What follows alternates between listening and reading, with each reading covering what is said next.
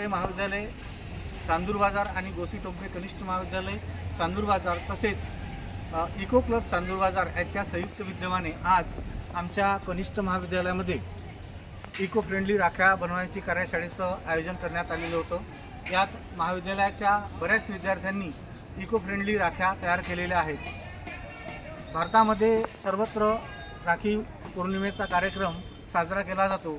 या सणामध्ये भाऊ ज्याप्रमाणे आपल्या बहिणीला रक्षा करण्याची हमी देतो आणि बहीण ज्यावेळेस आपल्या भावाच्या दीर्घायुष्यासाठी देवाजवळ प्रार्थना करते, त्याच उक्तीप्रमाणे आज आमच्या विद्यार्थ्यांनी वृक्षाला राखी बांधून अशाच प्रकारचं आमचं वृक्षाचं संवर्धन करण्याचं आणि हा पर्यावरण समतोल राखण्याचं एक महत्त्वाचं कार्य या माध्यमातून केलेलं आपल्याला दिसून येते।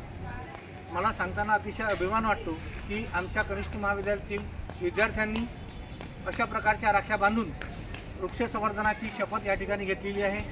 विद्यार्थ्यांनी असं देखील या ठिकाणी ठरवलं आहे की प्रत्येकाच्या घरोघरी अशा प्रकारचे वृक्ष असतील, त्या वृक्षांचं संवर्धन आणि जतन ते या पद्धतीने करणार आहे, जेणेकरून भविष्यात होणाऱ्या ग्लोबल वॉर्मिंगसारख्या जे प्रश्न जे जगासमोर निर्माण झालेले आहेत त्या सर्व प्रश्नांवर आपण मात देऊ शकू।